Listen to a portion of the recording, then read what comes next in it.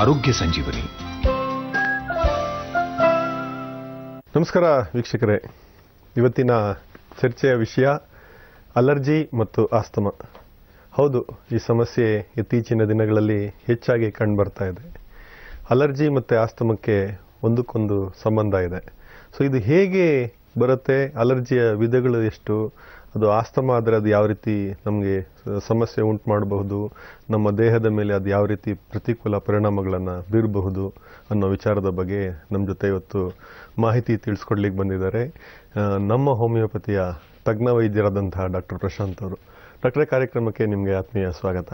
ನಮಸ್ಕಾರ ಡಾಕ್ಟ್ರೇ, ಅಲರ್ಜಿ ಮತ್ತು ಆಸ್ತಮಾ ನಮ್ಮ ಇವತ್ತಿನ ವಿಷಯದ ನಮ್ಮ ಚರ್ಚೆಯ ವಸ್ತು. ಸೊ ಏನು ಈಗ ಒಂದಕ್ಕೊಂದಕ್ಕೂ ಹೇಗೆ ಇದರ ಮೂಲಭೂತ ಲಕ್ಷಣಗಳನ್ನು ಹೇಳ್ತೀರಾ ಅಂತ? ಸೊ ಜನರಲಿ ಈಗ ನೀವು ಹೇಳಿರೋ ಪ್ರಕಾರ ಇವತ್ತಿನ ವಿಷಯ ಅನ್ನೋದು ಬಂದ್ಬಿಟ್ಟು ಅಲರ್ಜಿ ಮತ್ತು ಆಸ್ತಮಾ. ಅದರಲ್ಲೂ ನನಗೆ ಅಲರ್ಜಿ ಅನ್ನೋದು ಡಸ್ಟಿಂದ ಆಗ್ತಾ ಇದೆ, ನನಗೆ ಫುಡ್ಡಲ್ಲಿ ವ್ಯತ್ಯಾಸ ಆದಾಗ ಆಗ್ತಾ ಇದೆ ಅಂತ ಹೇಳ್ತಾ ಇರೋದು. ಅದೇ ಥರ ಈ ಒಂದು ವೆದರಲ್ಲಿ ವ್ಯತ್ಯಾಸಗಳಾಗೋದ್ರ ಮೂಲಕ ಕೂಡ ಕಾಣಿಸ್ತಾ ಇದೆ ಅಂತ ಹೇಳ್ತಾ ಇರ್ತಾರೆ. ಇನ್ನೂ ಸ್ವಲ್ಪಷ್ಟು ಪೇಷಂಟ್ಗಳು ಈ ಒಂದು ಸ್ಮೆಲ್ ಮೂಲಕ ಕೂಡ ನನಗೆ ಅಲರ್ಜಿ ಅನ್ನೋದು ಆಗ್ತಾ ಇದೆ. ಈಗ ಅದೇ ಒಂದು ವೆದರಲ್ಲಿ ಅದೇ ಒಂದು ಫುಡ್ ತಗೊಂಡು ಅದೇ ಒಂದು ಡಸ್ಟಲ್ಲಿ ಎಲ್ಲರೂ ಬದುಕ್ತಾ ಇದ್ದೀವಿ, ಆದರೆ ಎಲ್ಲರಿಗೂ ಅಲರ್ಜಿ ಅನ್ನೋದು ಕಾಡ್ತಾ ಇಲ್ಲ. ಸೊ ಸ್ವಲ್ಪ ಜನರಿಗೆ ಮಾತ್ರ ಈ ಅಲರ್ಜಿ ಅನ್ನೋ ಸಮಸ್ಯೆ ಕಾಡ್ತಾ ಇದೆ. ಹಾಗಿದ್ರೆ ಮೂಲ ಕಾರಣ ಅಲರ್ಜಿ ಅನ್ನೋದು ಕಾಣಿಸ್ಕೊಳ್ತಾ ಇದೆ ಅಂದರೆ ನಮ್ಮಲ್ಲಿರೋ ಈ ಒಂದು ರೋಗ ನಿರೋಧಕ ಶಕ್ತಿಯ ಕೊರತೆ ಅನ್ನೋದು ಯಾವಾಗ ಕಾಣಿಸೋಕ್ಕೆ ಶುರು ಆಗ್ತಾ ಇದೆ, ಆ ಒಂದು ಕಂಡೀಷನಲ್ಲಿ ಅಲರ್ಜಿ ಅನ್ನೋದು ಕಾಣಿಸ್ತಾ ಇದೆ. ಆ ಒಂದು ರೋಗ ನಿರೋಧಕ ಶಕ್ತಿಯನ್ನು ನಾವು ಸೈಂಟಿಫಿಕಲಿ ನೋಡೋದಾಗಿದ್ರೆ, ಈಗ ನಮ್ಮ ದೇಹದಲ್ಲಿ ಬ್ಲಡ್ ಏನಿದೆ ಆ ಒಂದು ರಕ್ತದಲ್ಲಿ ಒಂದಿಷ್ಟು ಸೆಲ್ಸ್ಗಳಿದೆ. ಫಾರ್ ಎಕ್ಸಾಂಪಲ್ WBC ಅಥವಾ ಬಿಳಿ ರಕ್ತ ಕಣಗಳಂತ ಹೇಳ್ತೀವಿ, ಅಥವಾ RBC ಕೆಂಪು ರಕ್ತ ಕಣಗಳಂತ ಹೇಳ್ತಾ ಇರ್ತೀವಿ. ಅದೇ ಥರ ನ್ಯೂಟ್ರೋಫಿಲ್ಸು ಅಥವಾ ಇಯೋಸಿನೋಫಿಲ್ಸ್ ಆಗಿರ್ಬೋದು.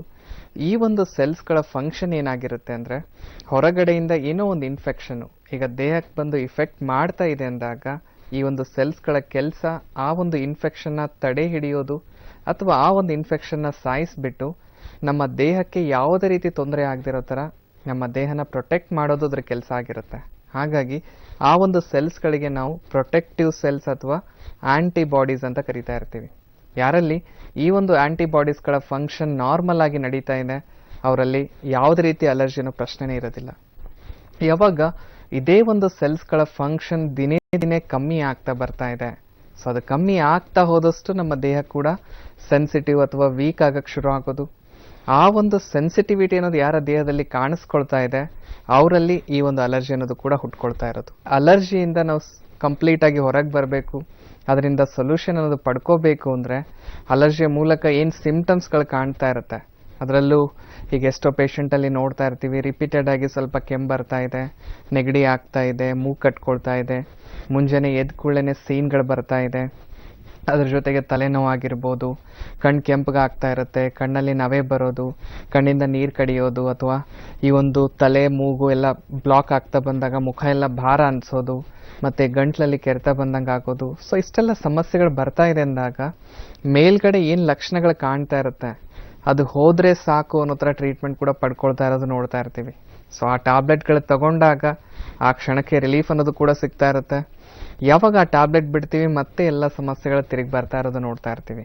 ಅಂದರೆ ಜನರಲಿ ಅಲರ್ಜಿಯಲ್ಲಿ ಮೇಲ್ಗಡೆ ಇರೋ ಸಮಸ್ಯೆಗಳು ಮಾತ್ರ ಅಂತಲ್ಲ, ಆ ಒಂದು ಸಮಸ್ಯೆಗೆ ಮೂಲ ಕಾರಣ ಈ ಒಂದು ಸೆನ್ಸಿಟಿವಿಟಿ ಅಥವಾ ರೋಗ ನಿರೋಧಕ ಶಕ್ತಿಯ ಫಂಕ್ಷನಲ್ಲಿ ಏನು ವ್ಯತ್ಯಾಸ ಆಗಿದೆ ಅದನ್ನು ಸರಿಪಡಿಸ್ಕೊಂಡಾಗ ಈ ಒಂದು ಸಮಸ್ಯೆಯಿಂದ ಹೊರಬರಕ್ಕೂ ಹೆಲ್ಪ್ ಆಗ್ತಾ ಇರುತ್ತೆ. ರೋಗದಿಂದ ಬಂದವರು ರೋಗ ಮುಕ್ತರಾಗಿ ಆರೋಗ್ಯವಂತರಾಗಿ ಹೋಗೋದಕ್ಕೆ ಉತ್ತಮ ವೇದಿಕೆ ಅಂದ್ರೆ ನಮ್ಮ ಹೋಮಿಯೋಪತಿ. ನಮ್ಮ ಹೋಮಿಯೋಪತಿ ಆರೋಗ್ಯ ಸಂಜೀವನಿ. ನಮ್ಮ ಹೋಮಿಯೋಪತಿನಲ್ಲಿ ತಕ್ಷಣದ ಪರಿಹಾರ ಕೊಡೋದಿಲ್ಲ. ಆ ರೋಗದ ಮೂಲ ಕಾರಣ ಏನು ಅಂತ ಹುಡುಕಿ ಆ ಮೂಲಕ್ಕೆ ಔಷಧಿ ಕೊಡ್ತಾರೆ. ಆ ರೋಗ ಮತ್ತೊಮ್ಮೆ ತನಗೆ ಬರದೇ ಇರೋ ಹಾಗೆ ನಮ್ಮ ಹೋಮಿಯೋಪತಿ ಮಾಡುತ್ತೆ. ನಮ್ಮ ಹೋಮಿಯೋಪತಿ ಆರೋಗ್ಯ ಸಂಜೀವನಿ. ಈ ವೆರಿಕೋಸ್ ವೇನ್ಸು ನಾಳೆಯಿಂದ ರೆಸ್ಟ್ ಮಾಡಿ. ರೆಸ್ಟ್ ಬಟ್ರೆ ನಮ್ಮ ಹೋಮಿಯೋಪತಿಯಲ್ಲಿ ವೆರಿಕೋಸ್ ವೇನ್ಸ್ಗೆ ಚಿಕಿತ್ಸೆ ಇದೆ. ನಮ್ಮ ಹೋಮಿಯೋಪತಿ ಆರೋಗ್ಯ ಸಂಜೀವನಿ. ನಮ್ಮ ಹೋಮಿಯೋಪತಿನಲ್ಲಿ ತಕ್ಷಣದ ಪರಿಹಾರ ಕೊಡೋದಿಲ್ಲ. ಆ ರೋಗದ ಮೂಲ ಕಾರಣ ಏನು ಅಂತ ಹುಡುಕಿ ಆ ಮೂಲಕ್ಕೆ ಔಷಧಿ ಕೊಡ್ತಾರೆ. ಆ ರೋಗ ಮತ್ತೊಮ್ಮೆ ತನಗೆ ಬರದೇ ಇರೋ ಹಾಗೆ ನಮ್ಮ ಹೋಮಿಯೋಪತಿ ಮಾಡುತ್ತೆ.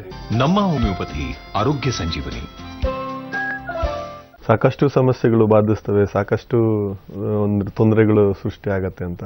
ಅಲರ್ಜಿಯ ವಿಧಗಳ ಬಗ್ಗೆ ಹೇಳೋದಾದ್ರೆ ಏನು ಹೇಳ್ತೀರಾ ಅಂತ? ಸೊ ಜನರಲಿ ಅಲರ್ಜಿ ಅಂದ ಕೂಡಲೇ 4 ಗ್ರೇಡ್ಸ್ ಆಗಿ ಈ ಒಂದು ಅಲರ್ಜಿ ಬೆಳ್ಕೊಂಡು ಹೋಗ್ತಾ ಇರೋದು ನೋಡ್ತಾ ಇದ್ದೀವಿ. ಮೊದಲನೇ ಹಂತ ಏನು ಈ allergic rhinitis. Generally allergic rhinitis ಅನ್ನೋ ಒಂದು ಸಮಸ್ಯೆನ ನಾವು ಫಂಕ್ಷನಲ್ ಡಿಸ್ಟರ್ಬೆನ್ಸ್ ಅಂತ ಹೇಳ್ತೀವಿ. ಅದರಲ್ಲೂ ಕೂಡ ಈ ಒಂದು ರೆಸ್ಪಿರೇಟರಿ ಫಂಕ್ಷನಿಂಗಲ್ಲಿ ಯಾವಾಗ ವ್ಯತ್ಯಾಸ ಅನ್ನೋದು ಕಾಡ್ತಾ ಇದೆ, ಆ ಒಂದು ಕಂಡೀಷನ್ನ ನಾವು ಅಲರ್ಜಿಕ್ ರೈನೈಟಿಸ್ ಅಂತ ಹೇಳ್ತಾ ಇದ್ದೀವಿ. ಅದರಲ್ಲೂ ನಾನು ಹೇಳ್ತಾ ಇದ್ದೆ 2 to 8 ಇಯರ್ಸ್ ಅಂದರೆ ಚಿಕ್ಕ ಮಕ್ಕಳಲ್ಲೇ ತುಂಬ ಕಾಮನ್ ಆಗಿ ಬರೋದು. ಇಲ್ಲಿ ಸಿಂಪ್ಟಮೆಟಿಕಲಿ ನೋಡೋದಾಗಿದ್ರೆ ರಿಪೀಟೆಡ್ ಆಗಿ ಸ್ವಲ್ಪ ಕೋಲ್ಡ್ ಆಗ್ತಾ ಇದೆ, ಕಫ್ ಬರ್ತಾ ಇದೆ, ಮತ್ತು ಅರ್ಲಿ ಮಾರ್ನಿಂಗ್ ಟೈಮಲ್ಲಿ ಸ್ನೀಸಿಂಗ್ ಅನ್ನೋದು ಕಾಣ್ತಾ ಇದೆ. ಈ ಒಂದು 2 ರಿಂದ 3 ಕಂಪ್ಲೇಂಟ್ಸ್ಗಳ ಮೂಲಕ ಈ ಸಮಸ್ಯೆ ಅನ್ನೋದು ಹುಟ್ಕೊಳ್ತಾ ಇರುತ್ತೆ. ಆ ಥರ ಸಮಸ್ಯೆ ಬಂದಿದೆ ಅಂದಾಗ ಎಷ್ಟೋ ಜನ ಮಕ್ಕಳಲ್ಲಿ ನೋಡ್ತಾ ಇದ್ದೀವಿ ಆ್ಯಂಟಿಬಯೋಟಿಕ್ಸ್ನ ಕೊಡೋದು ಅಥವಾ ಕಫ್ ಸಿರಪ್ ಕೊಡೋದು, ಯಾವುದೇ ರೀತಿ ಒಂದು ಟ್ಯಾಬ್ಲೆಟ್ಸ್ಗಳನ್ನು ಕೊಟ್ಟಾಗ ವಿದಿನ್ 3 to 5 ಡೇಸಲ್ಲಿ ಅದು ವಾಸಿ ಆಗ್ತಾ ಇರೋದು ನೋಡ್ತಾ ಇರ್ತೀವಿ. ಸೊ ವಾಸಿ ಆಗಿದೆ ಅಂತ ಬಿಟ್ಟಿರ್ತಾರೆ, ಮತ್ತೆ ಒಂದು 15 ದಿನ ಅಥವಾ ತಿಂಗಳಾಗುತ್ತೋ ಇಲ್ಲೋ ಮತ್ತೆ ಸೇಮ್ ಸೆಟ್ ಆಫ್ ಸಿಂಪ್ಟಮ್ಸ್ ಕಾಣಿಸೋದಕ್ಕೆ ಶುರು ಆಗೋದು. ಯಾವಾಗದು ಮತ್ತೆ ಬರ್ತಾ ಇದೆನಾ ಮತ್ತೆ ಆ್ಯಂಟಿಬಯೋಟಿಕ್ಸ್ ತಗೊಳ್ಳೋದು. ಅಂದರೆ ಈ ಆ್ಯಂಟಿಬಯೋಟಿಕ್ಸ್ ಯಾವ ರೀತಿ ವರ್ಕ್ ಮಾಡ್ತಾ ಇದೆ, ಈಗ ನಾನು ಇಷ್ಟಕ್ಕೆ ಮುಂಚೆ ಹೇಳ್ತಾ ಇದ್ದೆ, ನಮ್ಮ ದೇಹದಲ್ಲಿರೋ ಈ ಒಂದು ಪ್ರೊಟೆಕ್ಟಿವ್ ಸೆಲ್ಸ್ ಅಥವಾ ಆ್ಯಂಟಿಬಾಡೀಸ್ ಅನ್ನೋದು ಯಾವಾಗ ಕರೆಕ್ಟಾಗಿ ಕೆಲಸ ಮಾಡಲ್ಲ ಅವಾಗ ಅಲರ್ಜಿ ಅನ್ನೋದು ಹುಟ್ಕೊಳ್ತಾ ಇದೆ. ಈಗ ನ್ಯಾಚುರಲ್ ಆಗಿರೋ ಆ್ಯಂಟಿಬಾಡೀಸ್ ಕರೆಕ್ಟಾಗಿ ಕೆಲಸ ಮಾಡ್ತಾ ಇಲ್ಲ ಅಂದಾಗ ಅದನ್ನು ಸರಿಪಡಿಸೋದನ್ನು ಬಿಟ್ಬಿಟ್ಟು ನಾವು ಹೊರಗಡೆಯಿಂದ ಆರ್ಟಿಫಿಷಿಯಲ್ ಆ್ಯಂಟಿಬಾಡಿ ಅಥವಾ ಆ್ಯಂಟಿಬಯೋಟಿಕ್ಸ್ನ ತಗೋತಾ ಇದ್ದೀವಿ ಅಂದಾಗ ಆ ತಕ್ಷಣಕ್ಕೆ ಏನು ಇನ್ಫೆಕ್ಷನ್ ನಮ್ಮ ದೇಹದಲ್ಲಿ ಕಾಣ್ಕೊಂಡಿರುತ್ತೆ ಅದನ್ನು ಸರಿಪಡಿಸ್ಕೊಳ್ಳೋಕೆ ಹೆಲ್ಪ್ ಆಗ್ತಾ ಇರುತ್ತೆ ಹೊರತಾಗಿ ನಾಳೆ ಮತ್ತೆ ಇನ್ಫೆಕ್ಷನ್ಗೆ ಎಕ್ಸ್ಪೋಸ್ ಆಗಿದ್ದೇವ ಮತ್ತೆ ಸಮಸ್ಯೆ ಕಾಡೋದಕ್ಕೆ ಶುರು ಆಗೋದು. ಸೊ ಹಾಗಾಗಿ ರಿಪೀಟೆಡ್ ಆಗಿ ಯಾವಾಗ ಈ ಒಂದು ಕೆಮ್ಮು, ನೆಗಡಿ ಮತ್ತು ಸೀನ್ಗಳು ಬರೋದಕ್ಕೆ ಶುರು ಆಗಿಬಿಡುತ್ತೆ, ಆ ಒಂದು ಕಂಡೀಷನ್ನೇ ನಾವು ಅಲರ್ಜಿಕ್ ರೈನೈಟಿಸ್ ಅಂತ ಹೇಳ್ತಾ ಇದ್ದೀವಿ. ಅಂದರೆ ಮೊದಲನೇ ಹಂತದಲ್ಲಿದ್ದಾಗ ಯಾವುದೇ ರೀತಿ pathological changes ಅನ್ನೋದಿರೋದಿಲ್ಲ, only functional disturbance ಅನ್ನೋದು ಮಾತ್ರ ನೋಡ್ತಾ ಇರ್ತೀವಿ. ಯಾವಾಗ ಅದನ್ನು ನೆಗ್ಲೆಕ್ಟ್ ಮಾಡಿಕೊಂಡು ಹಾಗೆ ಮುಂದೂಡೋಕ್ಕೆ ಶುರು ಮಾಡ್ತೀವಿ, ಯಾವಾಗ ಅದೇ ಒಂದು ಕಾಯಿಲೆ 2ನೇ ಹಂತಕ್ಕೆ ರೀಚ್ ಆಗ್ತಾ ಇದೆ, 3 ಸಮಸ್ಯೆಗಳು ಇಲ್ಲಿ ಉಲ್ಬಣ ಆಗ್ತಾ ಇರೋದು ನೋಡ್ತಾ ಇದ್ದೀವಿ. ಸೊ ಆ ಒಂದು 3 ಸಮಸ್ಯೆಗಳನ್ನು ನಾವು ಡಯಾಗ್ನೋಸಿಸ್ ವೈಸ್ ನೋಡೋದಾಗಿದ್ರೆ, ಒಂದು ಅಲರ್ಜಿಕ್ ಸೈನುಸೈಟಿಸ್ ಅಂತ ಹೇಳ್ತೀವಿ, 2ನೇದಾಗಿ ಬಂದ್ಬಿಟ್ಟು ನೇಸಲ್ ಪಾಲಿಪ್ ಅಂತ ಹೇಳ್ತೀವಿ, 3ನೇದಾಗಿ ಬಂದ್ಬಿಟ್ಟು ಟಾನ್ಸಿಲೈಟಿಸ್ ಅಂತ ಹೇಳ್ತೀವಿ. ಈ ಒಂದು 3 ಸಮಸ್ಯೆಯಲ್ಲೂ ಕೂಡ ಸರ್ಜರಿಯ ಮೊರೆ ಹೋಗ್ತಾ ಇರೋದು ಕೂಡ ನೋಡ್ತಾ ಇದ್ದೀವಿ. ಈಗ ಸೈನಸ್ಗಳ ಒಂದು ವಿಷಯದಲ್ಲಿ ತಿಳಿಸ್ಬೇಕಂದ್ರೆ, ಸೈನುಸೈಟಿಸ್ ಅಂದರೆ ಈ ಒಂದು ಇನ್ಫ್ಲಮೇಷನ್ ಆಫ್ ದ ಸೈನಸ್ ಅಂತ ಹೇಳ್ತೀವಿ. ಅಂದರೆ ಸೈನಸ್ಗಳನ್ನೋದು ಒಂದು ಫ್ರಂಟಲ್ ಸೈನಸ್ ಆಗಿರ್ಬೋದು, 2ನೇದು ಮ್ಯಾಕ್ಸಿಲರಿ ಸೈನಸ್ ಅನ್ನೋದಾಗಿರ್ಬೋದು.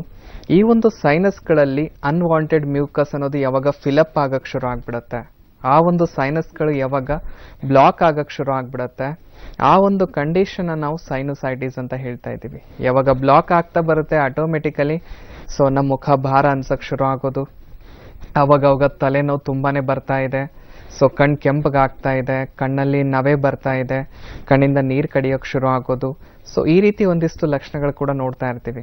ಅದರಲ್ಲೂ ಈ ಒಂದು ತಲೆನೋವು ಬಂದಿದೆನಾ ಆ ಒಂದು ಸಮಯದಲ್ಲಿ ಯಾವುದೇ ರೀತಿ ಸ್ವಲ್ಪನಾದ್ರೂ ಲೈಟು ನಮಗೆ ನೋಡೋಕ್ಕಾಗ್ತಾ ಇರೋದಿಲ್ಲ, ಯಾರ ಜೊತೆ ಕರೆಕ್ಟಾಗಿ ಮಾತಾಡೋಕ್ಕಾಗ್ತಾ ಇರೋದಿಲ್ಲ, ಸೊ ಊಟ ಮಾಡಬೇಕಾ ಅದು ಆಗ್ತಾ ಇರೋದಿಲ್ಲ, ಅಂದರೆ ವಾಮಿಟಿಂಗ್ ಸೆನ್ಸೇಷನ್ ತುಂಬಾ ಆಗ್ತಾ ಇರುತ್ತೆ. ಈ ರೀತಿ ಒಂದಿಷ್ಟು ಲಕ್ಷಣಗಳು ನಾವಿಲ್ಲಿ ನೋಡ್ತಾ ಬರೋದು. ಸೊ ಈ ಥರ ಸೈನಸ್ಗಳು ಬ್ಲಾಕ್ ಆಗಿದೆ ಅಂದಾಗ ಎಷ್ಟೋ ಜನ ಸರ್ಜರಿಯ ಮೂಲಕ ಬ್ಲಾಕೇಜ್ನ ಓಪನ್ ಮಾಡೋದಕ್ಕೆ ಟ್ರೈ ಮಾಡ್ತಾ ಇರ್ತಾರೆ. ಸೊ ಸರ್ಜರಿ ಮಾಡಿದಾಗ ಅದನ್ನು ಸರಿಪಡಿಸ್ಕೋಬೋದು, ಓಪನ್ ಮಾಡ್ಬೋದು. ಆದರೆ ಬ್ಲಾಕ್ನ ತೆಗಿತಾ ಇದ್ದೀರಾ ಹೊರತಾಗಿ ಬ್ಲಾಕ್ ಯಾಕಾಯಿತು, ಸೊ ಒಳಗಡೆ ಮ್ಯೂಕಸ್ ಅನ್ನೋದು ಯಾಕೆ ಫಿಲಪ್ ಆಗ್ತಾ ಇದೆ, ಸೊ ಆ ಒಂದು ಕಾರಣ ನಾವು ಹಾಗೆ ಬಿಡ್ತಾ ಇದ್ದೀವಿ ಅಂದಾಗ ಆಟೋಮೆಟಿಕಲಿ ಮತ್ತೆ ಒಂದು 6 ತಿಂಗಳ ವರ್ಷದಲ್ಲಿ ಸಮಸ್ಯೆ ಅನ್ನೋದು ರಿಪೀಟೆಡ್ ಆಗಕ್ಕೆ ಶುರು ಆಗೋದು. ಮತ್ತೆ 1 ವರ್ಷ 2 ವರ್ಷದಲ್ಲಿ ಮತ್ತೆ ಯಾವಾಗ ಸಿಂಪ್ಟಮ್ಸ್ ಕಾಣಿಸಕ್ಕೆ ಶುರು ಆಗಿಬಿಡುತ್ತೆ, ಮತ್ತೆ ಪರೀಕ್ಷೆ ಮಾಡಿ ನೋಡಿದಾಗ ಮತ್ತೆ ಸೈನುಸೈಟಿಸ್ ಅನ್ನೋದು ಕಾಣಿಸ್ಕೊಂಡಿದೆ, ಮತ್ತೆ ಆಪರೇಷನ್ ಮಾಡಬೇಕು ಅನ್ನೋದು. ಅಂದರೆ ಜನರಲಿ ಆಪರೇಷನಿಂದ ಮೇಲ್ಗಡೆ ಏನು ಪ್ಯಾಥಾಲಜಿಕಲ್ ಚೇಂಜಸ್ ಆಗಿದೆ ಅದನ್ನು ಸರಿಪಡಿಸ್ಕೋಬೋದು ಹೊರತಾಗಿ ರೂಟ್ ಕಾಸ್ ಅನ್ನೋದೇನಿದೆ ಈ ಸೈನಸ್ ಬರೋದಕ್ಕೆ, ಸೊ ಅದನ್ನು ನಾವು ಹಾಗೆ ಬಿಡ್ತಾ ಇದ್ದೀವಿ ಅಂದಾಗ ರಿಪೀಟೇಷನ್ ಅನ್ನೋದು ಈ ಒಂದು ಕಾಯಿಲೆಯಲ್ಲಿ ಸಹಜವಾಗಿ ನೋಡ್ತಕ್ಕಂಥದ್ದು. ಆದರೆ ಹೋಮಿಯೋಪತಿಯಲ್ಲಿ ನಾವಿಲ್ಲಿ ಟ್ರೀಟ್ಮೆಂಟ್ ಕೊಡ್ತಾ ಇರೋದು ಈಗ ಓನ್ಲಿ ಆ ಒಂದು ಬ್ಲಾಕೇಜ್ನ ಕ್ಲಿಯರ್ ಮಾಡುವಂಥದ್ದಲ್ಲ, ಅದರ ಜೊತೆಗೆ ಯಾಕೆ ಬ್ಲಾಕ್ ಆಗ್ತಾ ಇದೆ, ಏನೆಲ್ಲ ಈ ಒಂದು ಮೆಟಬಾಲಿಕ್ ಫಂಕ್ಷನಿಂಗಲ್ಲಿ ವ್ಯತ್ಯಾಸಗಳಾಗಿದೆ ಅದನ್ನು ಸರಿಪಡಿಸುವಲ್ಲಿ ಹೋಮಿಯೋಪತಿ ಮೆಡಿಸಿನ್ಸ್ ಹೆಲ್ಪ್ ಆಗ್ತಾ ಇದೆ. ಹಾಗಾಗಿನೇ ಇದಕ್ಕೆ ಒಂದು ಶಾಶ್ವತ ಪರಿಹಾರ ಕೊಡೋದ್ರಲ್ಲೂ ಕೂಡ ಹೆಲ್ಪ್ ಆಗ್ತಾ ಇದೆ ಅಂತ ತಿಳಿಸ್ಬೋದು. ಮತ್ತು ಇದೇ ಒಂದು 2ನೇ ಹಂತದಲ್ಲಿ ನಾನು ಹೇಳ್ತಾ ಇದ್ದೆ ನೇಸಲ್ ಪಾಲಿಪ್ ಅಂತ. ಈ ಒಂದು ಸಮಸ್ಯೆಯಲ್ಲೂ ಕೂಡ ಈ ಒಂದು ಮೂಗಿನ ಒಳಗಡೆ ದುರ್ಮಾಂಸ ಅನ್ನೋದು ಬೆಳ್ಕೊಂಡಿದೆ. ಸೊ ಆ ಒಂದು ದುರ್ಮಾಂಸದ ಮೂಲಕ ಮೂಗಿಂದ ಉಸಿರಾಟ ಮಾಡೋಕ್ಕಾಗ್ತಿರೋದಿಲ್ಲ.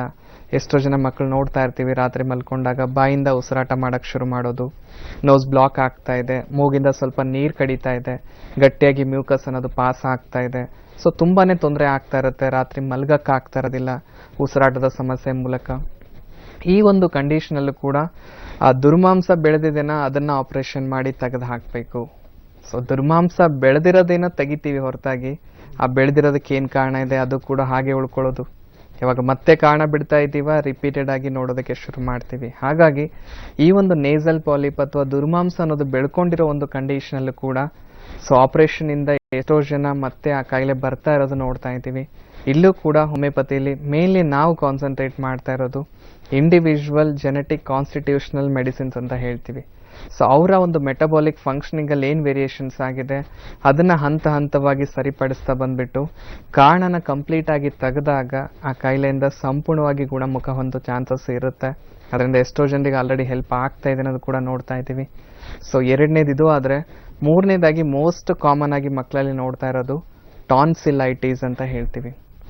ಜನರಲಿ ಈ ಒಂದು ಟಾನ್ಸಿಲ್ಸಲ್ಲಿ ಯಾವಾಗ ಇನ್ಫ್ಲಮೇಷನ್ ಅಥವಾ ಊತ ಅನ್ನೋದು ಕಾಣಿಸ್ಕೊಳ್ಳುತ್ತೆ ಆ ಒಂದು ಕಂಡೀಷನ್ನ ನಾವು ಟಾನ್ಸಿಲೈಟಿಸ್ ಅಂತ ಕರಿತಾ ಇದ್ದೀವಿ. ಕನ್ನಡದಲ್ಲಿ ಗಳಗಂಡ ಅಂತ ಹೇಳ್ತೀವಿ. ಈ ಒಂದು ಗಳಗಂಡದಲ್ಲಿ ಯಾವಾಗ ಊತ ಕಾಣಿಸ್ಕೊಳ್ಳುತ್ತೆ ನಮಗೆ ಸ್ವಲ್ಪ ಈ ಒಂದು ಏನಾದರೂ ತಿಂತಾ ಇದ್ದಾಗ ಅದನ್ನು ನುಂಗೋದಕ್ಕೆ ಸ್ವಲ್ಪ ಸಮಸ್ಯೆ ಕಾಣಿಸ್ಕೊಳ್ಳೋದು, ಥ್ರೋಟ್ ಇರಿಟೇಷನ್ ತುಂಬಾ ಕಾಮನ್ ಆಗಿರುತ್ತೆ. ಅದರ ಜೊತೆಗೆ ಇಚ್ಚಿಂಗ್ ಅಂದರೆ ಒಳಗಡೆ ನವೆ ಆಗ್ತಿರೋ ಥರ ಒಂದು ಕಂಡೀಷನ್ ನೋಡ್ತಾ ಇರ್ತೀವಿ. ತುಂಬಾ ಆ ಜಾಗದಲ್ಲಿ ಉರಿ ಕಾಣಿಸ್ಕೊಳ್ಳೋದು. ಆ ಥರ ಆ ಒಂದು ಟಾನ್ಸಿಲ್ಸಲ್ಲಿ ಎನ್ಲಾರ್ಜ್ಮೆಂಟ್ ಅಥವಾ ಊತ ಅನ್ನೋದು ಕಾಣಿಸ್ಕೊಂಡಿದೆ ಅಂದಾಗ ಆ ಒಂದು ಟಾನ್ಸಿಲ್ಸಲ್ಲಿರೋ ಊತನ ರೆಡ್ಯೂಸ್ ಮಾಡ್ಕೋಬೇಕು ಹೊರತಾಗಿ ಎಷ್ಟೋ ಜನ ಮಕ್ಕಳಲ್ಲಿ ಏನು ಮಾಡ್ತಿದ್ದಾರೆ ಆ ಟಾನ್ಸಿಲ್ಸ್ನೇ ಕಂಪ್ಲೀಟ್ ತೆಗೆದು ಹಾಕ್ತಾ ಇರೋದು ನೋಡ್ತಾ ಇದ್ದೀವಿ. ಒಂದು ಇಲ್ಲಿ ನಾನು ಹೇಳಬೇಕಾಗಿರೋದು ತುಂಬ ಇಂಪಾರ್ಟೆಂಟ್ ಇದೆ. ನಮ್ಮ ದೇಹದಲ್ಲಿ ಯಾವುದೇ ಒಂದು ಭಾಗ ಅಥವಾ ಪಾರ್ಟ್ ಅನ್ನೋದಾಗಿರ್ಬೋದು ದೇಹನ ಪ್ರೊಟೆಕ್ಟ್ ಮಾಡೋದಕ್ಕೆ ಇದೆ ಹೊರತಾಗಿ ದೇಹಕ್ಕೆ ಹಾರ್ಮ್ ಮಾಡುವಂಥ ಯಾವುದೇ ಒಂದು ಭಾಗ ಇಲ್ಲ. ಅದೇ ಥರ ಈ ಒಂದು ಟಾನ್ಸಿಲ್ಸ್ ಕೂಡ ಟಾನ್ಸಿಲ್ಸ್ಗಳ ಫಂಕ್ಷನ್ ಏನಾಗಿರುತ್ತೆ ಅಂದರೆ ಈ ಒಂದು ಇನ್ಫೆಕ್ಷನ್ ದೇಹದ ಒಳಗಡೆ ಹೋಗ್ತಾ ಇದೆ ಅಂದಾಗ ಅದನ್ನು ಕತ್ತಿನ ಭಾಗದಲ್ಲೇ ಆ ಒಂದು ಇನ್ಫೆಕ್ಷನ್ನ ಹಿಡಿದಿಟ್ಕೊಳ್ಳೋದು ಇದ್ರ ಕೆಲಸ ಆಗಿರುತ್ತೆ. ಸೊ ಆ ಒಂದು ಇನ್ಫೆಕ್ಷನ್ ಮೂಲಕ ಅದರಲ್ಲಿ ಊತ ಆಗಿದೆ ಅಂದಾಗ ಆ ಊತನ ಕಮ್ಮಿ ಪಡಿಸೋದಕ್ಕೆ ಟ್ರೀಟ್ಮೆಂಟ್ ತಗೋಬೇಕು ಹೊರತಾಗಿ ಆ ಟಾನ್ಸಿಲ್ಸ್ನೇ ನಾವು ತೆಗೆದು ಹಾಕ್ತಾ ಇದ್ದೀವಿ ಅಂದಾಗ ಅದೇ ಒಂದು ಇನ್ಫೆಕ್ಷನ್ ನಾಳೆ ಡೀಪರ್ ಪಾರ್ಟ್ಸಿಗೆ ಈಸಿಯಾಗಿ ಹರಡೋ ಚಾನ್ಸಸ್ ಇರುತ್ತೆ. ಹಾಗಾಗಿ ಸೊ ಈ ಒಂದು ಟಾನ್ಸಿಲ್ಸ್ಗಳಲ್ಲಿ ಮಾತ್ರ ಆಪರೇಷನ್ ಹೋಗೋದು ಕರೆಕ್ಟ್ ಅಲ್ಲ ಅಂತ ತಿಳಿಸ್ಬೋದು. ಆದಷ್ಟು ಆಪರೇಷನ್ ಹೇಳ್ತಾ ಇದ್ದಾರ ಸೆಕೆಂಡ್ ಒಪಿನಿಯನ್ ತಗೊಳ್ಳೋದು ತುಂಬಾ ಇಂಪಾರ್ಟೆಂಟ್ ಆಗುತ್ತೆ. ಸೊ ಮಕ್ಕಳ ವಿಷಯ ಇದೆ ಅಂದಾಗ ಆದಷ್ಟು ನೆಗ್ಲೆಕ್ಟ್ ಮಾಡದೆ ಆ ಥರ ಸಮಸ್ಯೆ ಇದೆ ಅಂದಾಗ ಮೆಡಿಸಿನ್ಸ್ ಮೂಲಕನೇ ಅದಕ್ಕೆ ಪರಿಹಾರ ತಗೊಳ್ಳೋದು ತುಂಬಾ ಇಂಪಾರ್ಟೆಂಟ್ ಇದೆ ಅಂತ ತಿಳಿಸ್ಬೋದು. ಅದನ್ನು ಯಾರು ನೆಗ್ಲೆಕ್ಟ್ ಮಾಡ್ಕೊಳ್ತಾ ಇದ್ದಾರೆ ಆ ಥರ ಮಕ್ಕಳು ಕೂಡ ನೋಡ್ತಾ ಇದ್ದೀವಿ. ಎಷ್ಟೋ ಜನ ಕ್ಲಿನಿಕಲ್ಲಿ ವಿಸಿಟ್ ಆಗ್ತಾ ಇರೋದು ಸರ್ ಈಗ ತುಂಬಾ ಉಸಿರಾಟ ಸಮಸ್ಯೆ ಆಗ್ತಾ ಇದೆ, ಡೈಲಿ ರಾತ್ರಿ ಇನ್ಹೇಲರ್ ಅನ್ನೋದು ಯೂಸ್ ಮಾಡಲೇಬೇಕು ಅವನು. ಸೊ ಸ್ಟಾರ್ಟಿಂಗಲ್ಲಿ ಏನಾಗ್ತಾ ಇರಲಿಲ್ಲ, ಕೆಮ್ಮು ನೆಗಡಿ ಮಾತ್ರ ಬರ್ತಾ ಇತ್ತು, ಈಗ ಉಬ್ಸ ಬರೋದು, ಉಸಿರು ತಗೊಳಕ್ಕೆ ಆಗ್ತಾ ಇಲ್ಲ, ರಾತ್ರಿ ಸುಯ್ ಸುಯ್ ಶಬ್ದ ಬರ್ತಾ ಇದೆ, ಈ ಥರ ಒಂದಿಷ್ಟು ಸಮಸ್ಯೆಗಳು ಹೇಳ್ತಾ ಇರೋದು ನೋಡ್ತಾ ಇದ್ದೀವಿ. ಅಂದರೆ 2ನೇ ಹಂತದವರೆಗೂ only upper related respiratory tract ಸಿಂಪ್ಟಮ್ಸ್ಗಳನ್ನು ಮಾತ್ರ ನೋಡ್ತಾ ಇರ್ತೀವಿ. ಅಂದರೆ ರಿಪೀಟೆಡ್ ಆಗಿ ಸ್ವಲ್ಪ ಕೋಲ್ಡ್ ಆಗ್ತಾ ಇದೆ, ಕಫ್ ಬರ್ತಾ ಇದೆ, ಸೀನ್ಗಳು ಬರ್ತಾ ಇದೆ, ನೋಸ್ ಬ್ಲಾಕ್ ಆಗ್ತಾ ಇದೆ, ಅಥವಾ ಮೂಗಿಂದ ನೀರು ಕಡಿತಾ ಇದೆ, ಸ್ವಲ್ಪ ಕಣ್ಣು ಕೆಂಪಗಾಗ್ತಾ ಇದೆ, ಕಣ್ಣಲ್ಲಿ ನವೆ ಬರ್ತಾ ಇದೆ, ತಲೆನೋವು ಕಾಣಿಸ್ಕೊಳ್ಳೋದು, ಗಂಟ್ಲಲ್ಲಿ ಕೆರೆತ, ಮುಖ ಭಾರ ಅನಿಸೋದು, ಈ ಥರ ಒಂದಿಷ್ಟು ಲಕ್ಷಣಗಳು ಮಾತ್ರ ಇರುತ್ತೆ. ಆದರೆ ಯಾವುದೇ ರೀತಿ ಉಸಿರು ತಗೊಳ್ಳೋದ್ರಲ್ಲಿ ಉಬ್ಸ ಬರೋದು ಈ ಯಾವುದೇ ಸಮಸ್ಯೆ ಇರೋದಿಲ್ಲ. ಯಾವಾಗ ಇದೇ ಒಂದು ಕಾಯಿಲೆನ ನೆಗ್ಲೆಕ್ಟ್ ಮಾಡಿಕೊಂಡು ಮುಂದೆ ಉಡ್ತಾ ಇದ್ದೀವಿ ಅಥವಾ ಆಪರೇಷನ್ ಮೂಲಕ ಅದನ್ನು ಬೆಳೆಯೋದಕ್ಕೆ ಬಿಡ್ತಾ ಇದ್ದೀವಿ ಅಂದಾಗ ಯಾವಾಗ 3rd ಗ್ರೇಡಿಗೆ ಈ ಒಂದು ಕಾಯಿಲೆ ರೀಚ್ ಆಗ್ತಾ ಇದೆ ಆ ಒಂದು ಕಂಡೀಷನ್ನೇ ನಾವು ಅಲರ್ಜಿಕ್ ಬ್ರಾಂಕೈಟಿಸ್ ಅಂತ ಹೇಳ್ತಾ ಇದ್ದೀವಿ. ಸೊ ಜನರಲಿ ಬ್ರಾಂಕೈಟಿಸ್ ಅಂದರೆ ಈ ಒಂದು ಉಸಿರಾಟದ ಟ್ಯೂಬ್ನ ನಾವು ಬ್ರಾಂಕಿಯೋಲ್ಸ್ ಅಂತ ಹೇಳ್ತೀವಿ. ಯಾವಾಗ ಅದೇ ಒಂದು ಉಸಿರಾಟದ ಟ್ಯೂಬಲ್ಲಿ ಇನ್ಫ್ಲಮೇಷನ್ ಅಥವಾ ಊತಕ್ಕೆ ಒಳಗಾಗುತ್ತೆ ಆ ಒಂದು ಟ್ಯೂಬಲ್ಲಿ, ಅದ್ರ ಮೂಲಕ ಉಸಿರಾಟದಲ್ಲಿ ಸಮಸ್ಯೆ ಅನ್ನೋದು ಕಾಡೋದಕ್ಕೆ ಶುರು ಆಗುವಂಥದ್ದು. ಸೊ ಯಾವಾಗ ಆ ಒಂದು ಟ್ಯೂಬ್ ನ್ಯಾರೋ ಆಗ್ತಾ ಬರುತ್ತೆ ಈ ಒಂದು ಇನ್ಫ್ಲಮೇಷನ್ ಮೂಲಕ, ಸೊ ನಮ್ಮ ಬ್ರೀದಿಂಗ್ ಕೂಡ ಆರ್ಟಿಫಿಷಿಯಲ್ ಆಗೋದಕ್ಕೆ ಶುರು ಆಗೋದು. ಈಗ ಜನರಲಿ 24 hours ನಾವು ಬ್ರೀತ್ ಮಾಡ್ತಾ ಇರ್ತೀವಿ, ಆ ಒಂದು ಬ್ರೀತ್ ಮಾಡ್ತಾ ಇರೋದು ಅನ್ಕಾನ್ಷಿಯಸ್ ಮೈಂಡಿಂದ ನಾವು ಬ್ರೀತ್ ಮಾಡ್ತಾ ಇರೋದು. ಈಗ ನಾನು ಉಸಿರು ತಗೋಬೇಕು ಅಂತ ಉಸಿರು ತಗೊಳ್ಳೋದಿಲ್ಲ, ಜನರಲ್ ಆಗಿ ನಾವು ಅದನ್ನು ಅನ್ಕಾನ್ಷಿಯಸ್ ಮೈಂಡಿಂದನೇ ಬ್ರೀತ್ ಮಾಡ್ತಾ ಇರ್ತೀವಿ. ಯಾವಾಗ ಈ ಒಂದು ಬ್ರಾಂಕಿಯೋಲ್ಸಲ್ಲಿ ಇನ್ಫೆಕ್ಷನ್ ಅದು ಹರಡಕ್ಕೆ ಶುರು ಆಗಿಬಿಡುತ್ತೆ, ಅದರಲ್ಲಿ ಇನ್ಫ್ಲಮೇಷನ್ ಅದು ಕಾಣಿಸ್ಕೊಳ್ಳೋಕೆ ಶುರು ಆಗಿಬಿಡುತ್ತೆ, ಆ ಒಂದು ಕಂಡೀಷನಲ್ಲಿ ಈ ಒಂದು ಕಾನ್ಷಿಯಸ್ ಬ್ರೀದ್ ಅನ್ನೋದು ತುಂಬಾ ಕಾಮನ್ ಆಗಿ ನೋಡ್ತಾ ಬರೋದು. ಅಂದರೆ ಉಸಿರು ತೊಗೊಳಕ್ಕಾಗ್ತಿಲ್ಲ ನನಗೆ, ಫೋರ್ಸ್ಫುಲಿ ಒಂದು ಆರ್ಟಿಫಿಷಿಯಲ್ ಬ್ರೀದ್ ಅನ್ನೋದು ಮಾಡೋಕ್ಕೆ ಶುರು ಮಾಡೋದು. ಆ ಒಂದು ಆರ್ಟಿಫಿಷಿಯಲ್ ಬ್ರೀದಿಂಗ್ನೇ ನಾವು ಈ ಒಂದು ವೀಸಿಂಗ್ ಅಂತ ಕೂಡ ಕರಿತಾ ಇದ್ದೀವಿ. ಜನರಲಿ ವೀಸಿಂಗ್ ಅನ್ನೋ ಸಮಸ್ಯೆ ಈ ಒಂದು ಥರ್ಡ್ ಸ್ಟೇಜಲ್ಲಿ ಅಲರ್ಜಿಕ್ ಬ್ರಾಂಕೈಟಿಸಲ್ಲಿ ಬೇಸಿಕಲಿ ಕಾಣಿಸ್ತಕ್ಕಂಥ ಒಂದಿಷ್ಟು ಟೈಮ್ ಪೀರಿಯಡ್ ನೋಡೋದಾಗಿದ್ರೆ, ಜಾಸ್ತಿ ಡಸ್ಟಲ್ಲಿ ಏನಾದರೂ ಹೋಗಿದ್ವಿ ಆವತ್ತಿನ ದಿನ ರಾತ್ರಿ ತುಂಬಾ ಸಮಸ್ಯೆ ಆಗಕ್ಕೆ ಶುರು ಆಗೋದು, ಜಾಸ್ತಿ ಕೋಲ್ಡ್ ಪದಾರ್ಥಗಳು ಏನಾದರೂ ತೊಗೊಂಡಿದ್ವಿ ಆ ಟೈಮಲ್ಲಿ ನನಗೆ ಸಮಸ್ಯೆ ಜಾಸ್ತಿ ಆಗ್ತಾ ಇರತ್ತನ ಹೇಳ್ತಾ ಇರೋದು ಪೇಷಂಟಲ್ಲಿ ನೋಡ್ತಾ ಇರ್ತೀವಿ. ಈ ವೆರಿಕೋಸ್ ವೇನ್ಸು ನಾಳೆಯಿಂದ ರೆಸ್ಟ್ ಮಾಡಿ. ರೆಸ್ಟ್ ಬಟ್ರೆ ನಮ್ಮ ಹೋಮಿಯೋಪತಿಲಿ ವೆರಿಕೋಸ್ ವೇನ್ಸ್ಗೆ ಚಿಕಿತ್ಸೆ ಇದೆ. ನಮ್ಮ ಹೋಮಿಯೋಪತಿ ಆರೋಗ್ಯ ಸಂಜೀವನಿ. ರೋಗದಿಂದ ಬಂದವರು ರೋಗ ಮುಕ್ತರಾಗಿ ಆರೋಗ್ಯವಂತರಾಗಿ ಹೋಗೋದಕ್ಕೆ ಉತ್ತಮ ವೇದಿಕೆ ಅಂದ್ರೆ ನಮ್ಮ ಹೋಮಿಯೋಪತಿ. ನಮ್ಮ ಹೋಮಿಯೋಪತಿ ಆರೋಗ್ಯ ಸಂಜೀವನಿ. ಕನಸು ಹಾಳಾದ ಮಂಡಿ ನೋವು. ನಿಮ್ಮ ಕನಸು ನನಸಾಗಿಸಲು ನಮ್ಮ ಹೋಮಿಯೋಪತಿ ಆರೋಗ್ಯ ಸಂಜೀವನಿ. ರೋಗದಿಂದ ಬಂದವರು ರೋಗ ಮುಕ್ತರಾಗಿ ಆರೋಗ್ಯವಂತರಾಗಿ ಹೋಗೋದಕ್ಕೆ ಉತ್ತಮ ವೇದಿಕೆ ಅಂದ್ರೆ ನಮ್ಮ ಹೋಮಿಯೋಪತಿ. ನಮ್ಮ ಹೋಮಿಯೋಪತಿ ಆರೋಗ್ಯ ಸಂಜೀವನಿ. ನಮ್ಮ ಹೋಮಿಯೋಪತಿನಲ್ಲಿ ತಕ್ಷಣದ ಪರಿಹಾರ ಕೊಡೋದಿಲ್ಲ. ಆ ರೋಗದ ಮೂಲ ಕಾರಣ ಏನು ಅಂತ ಹುಡುಕಿ ಆ ಮೂಲಕ್ಕೆ ಔಷಧಿ ಕೊಡ್ತಾರೆ.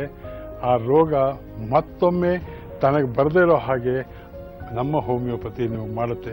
ನಮ್ಮ ಹೋಮಿಯೋಪತಿ ಆರೋಗ್ಯ ಸಂಜೀವನಿ. ಇನ್ನು ಕೆಲವು ವಿಚಾರಗಳನ್ನ ನಾವು ನೋಡೋದಾದ್ರೆ, ಕೆಲವರಿಗೆ ಎ ಸಿಗೆ ಹೋದ್ರೆ ಒಂದು ರೀತಿ ಸಮಸ್ಯೆ ಆಗತ್ತೆ, ಮತ್ತೆ ಕೆಲವರಿಗೆ ಫ್ರಿಡ್ಜಲ್ಲಿರೋ ನೀರು ಕುಡಿದ್ರೆ ಸಮಸ್ಯೆ ಆಗತ್ತೆ, ಉಳಿದಿದ್ದು ಯಾವ ಥರದ್ದು ಸಮಸ್ಯೆಗಳಿರಲ್ಲ. ಈ ರೀತಿಯ ಮಾತುಗಳನ್ನು ಕೂಡ ನಾವು ಕೇಳ್ತಾ ಇರ್ತೇವೆ. ಇಂಥವರಿಗೆ ಹೇಗೆ? ನಿಜವಾಗ್ಲೂ, ಯಾಕಂದರೆ ನಮ್ಮ ದೇಹ ಯಾವ ಒಂದು ಕಂಡೀಷನ್ಗೆ ಸೆನ್ಸಿಟಿವ್ ಆಗಿದೆ ಅನ್ನೋದು ಡಿಪೆಂಡ್ ಆಗ್ತಾ ಬರುತ್ತೆ.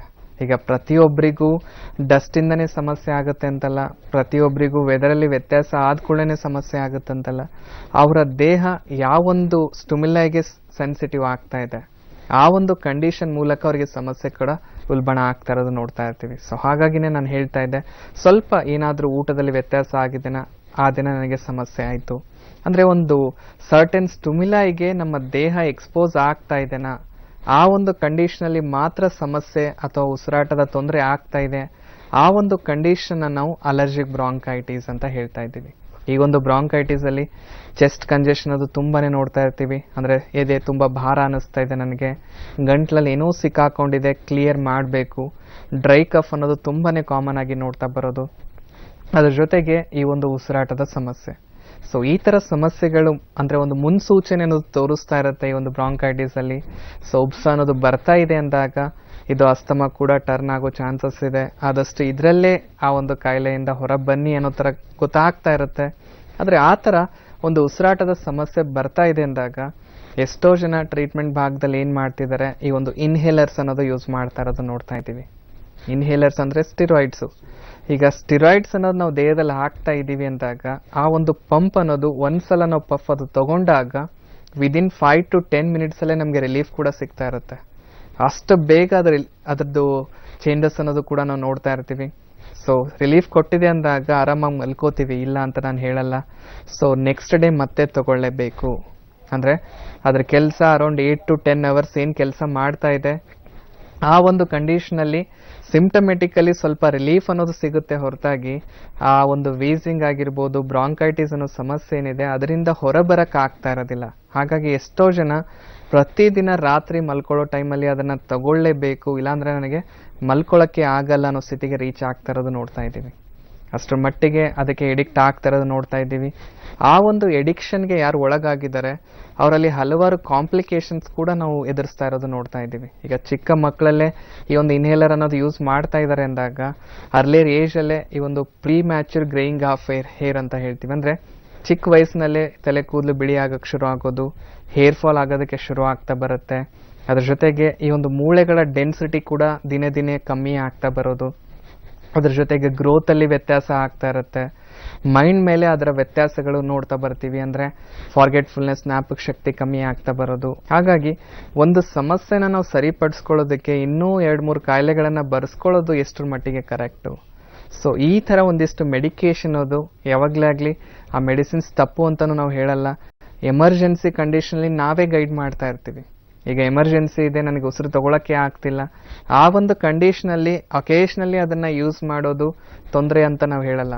ಅದನ್ನೇ ಎಡಿಕ್ಟ್ ಯಾರು ಮಾಡ್ಕೊಳ್ತಾ ಇದ್ದೀವಿ, ಅದರಿಂದನೇ ನಾನು ಬದುಕು, ಅದನ್ನೇ ನಾನು ಡೈಲಿ ತಗೋತೀನಿ ಅಂದಾಗ ಅದ್ರ ಮೂಲಕ ತುಂಬಾನೇ ತೊಂದರೆಗಳಾಗ್ತಾ ಇರೋದು ಕೂಡ ನೋಡ್ತಾ ಇದ್ದೀವಿ. ತುಂಬಾ ಅಡ್ಡ ಪರಿಣಾಮಗಳಾಗತ್ತೆ ಅಂತ. ಡಾಕ್ಟರ್, ಈಗ ಅಸ್ತಮ ಯಾಕೆ ಇಷ್ಟೊಂದು ಸಾಕಷ್ಟು ನಾವು ನೋಡ್ತಾ ಇದ್ದೇವೆ, ಅತಿ ಹೆಚ್ಚಿನ ಪ್ರಮಾಣದಲ್ಲಿ ಈ ಸಮಸ್ಯೆ ಕಂಡು ಬರ್ತಾ ಇದೆ. ಸೊ ಏನು, ಯಾವ ರೀತಿ ಈ ಒಂದು ಸಮಸ್ಯೆ ಸೃಷ್ಟಿಯಾಗೋದಕ್ಕೆ ಕಾರಣ ಅಂತ? ಸೊ ಜನರಲಿ ಈ ಒಂದು 3rd ಗ್ರೇಡ್ನ ಯಾವಾಗ ನೆಗ್ಲೆಕ್ಟ್ ಮಾಡ್ತಾ ಇದ್ದೀವಿ ಆವಾಗಲೇ ಈ ಒಂದು ಅಸ್ತಮ ಅನ್ನೋ ಕಂಡೀಷನು ರೀಚ್ ಆಗ್ತಾ ಇರೋದು. ಈ ಒಂದು ಅಸ್ತಮಗೆ ಓನ್ಲಿ ಈಗ ಅಲರ್ಜಿ ಅನ್ನೋದು ಒಂದು ಕಾರಣ ಆದರೆ ಅದ್ರ ಜೊತೆಗೆ ಹಲವಾರು ಕಾರಣಗಳು ಕೂಡ ನಾವು ನೋಡ್ಬೋದು. ನಮ್ಮ ಲೈಫ್ ಸ್ಟೈಲ್ ಕೂಡ ಒಂದು ಕಾರಣ ಆಗ್ತಾ ಇದೆ. ಅದ್ರ ಜೊತೆಗೆ ಇನ್ನೊಂದು ಕಾರಣ ಫ್ಯಾಮಿಲಿ ಹಿಸ್ಟ್ರಿಯಿಂದ ಕೂಡ ಬರ್ತಾ ಇರೋದು ನೋಡ್ತಾ ಇದ್ದೀವಿ. ಎಷ್ಟೋ ಜನ ಪೇಷಂಟಲ್ಲಿ ನೋಡ್ತಾ ಇರ್ತೀವಿ, ಈಗ ಅಸ್ತಮ ಇದೆನಾ ನಿಮ್ಮ ಫ್ಯಾಮಿಲಿಯಲ್ಲಿ ಯಾರಿಗಾದ್ರೂ ಇತ್ತ ಅಂದ್ಕೊಳ್ಳೇನೆ ನಮ್ಮ ತಂದೆಗಿತ್ತು ಅಥವಾ ತಾಯಿಗಿತ್ತು ಅಥವಾ ಅಜ್ಜಿ ತಾತನಿಗಿತ್ತು, ಸೊ ಅವ್ರ ಮೂಲಕ ನನ್ನಲ್ಲಿ ಕಾಣಿಸ್ಕೊಳ್ತಾ ಇದೆ. ಆನ್ ಎನ್ ಎವ್ರೇಜು ಈ ಒಂದು ಪ್ರೆಸೆಂಟ್ ಜನ್ರೇಷನಲ್ಲಿ ಆಲ್ಮೋಸ್ಟ್ 25 to 30% ಜನ ಇದ್ದಾರೆ.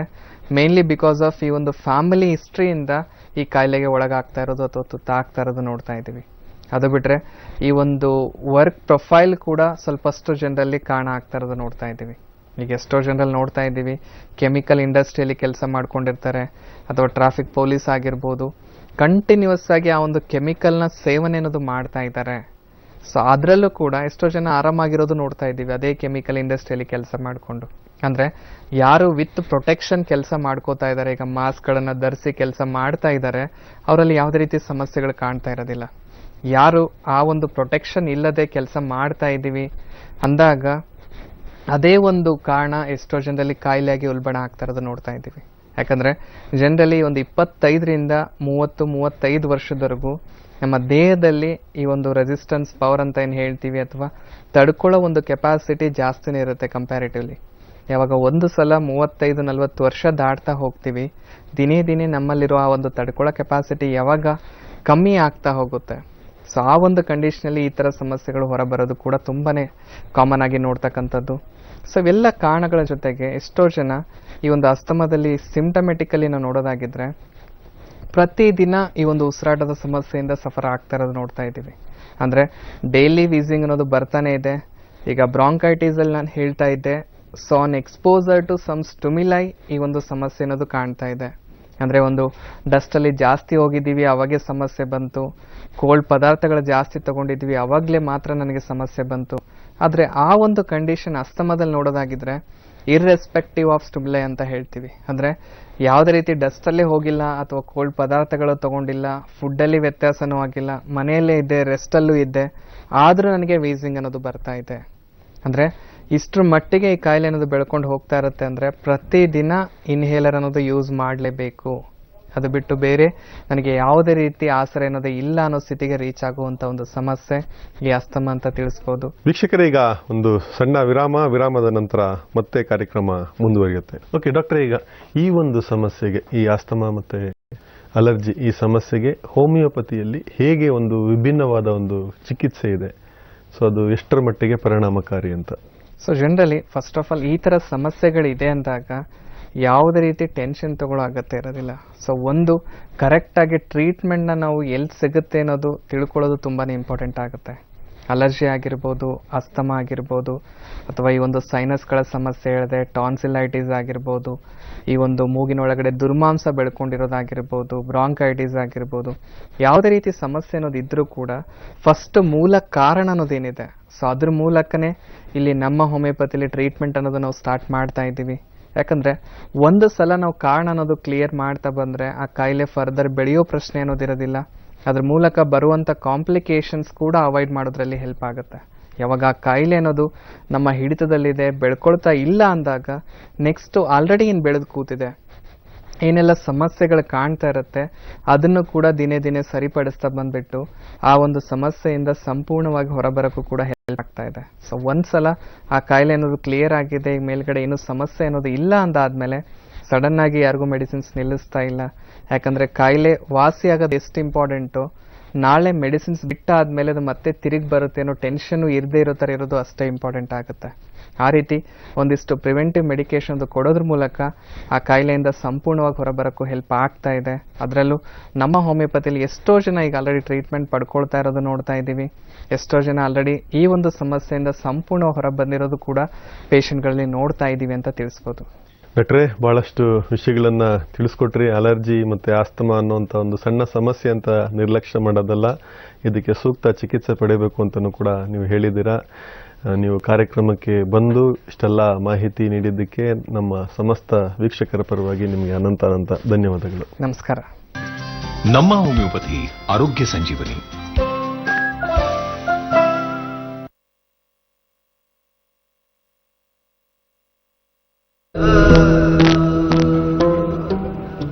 ಚಂದನ ವಾಹಿನಿಯಲ್ಲಿ ನೋಡಿ. Thank you.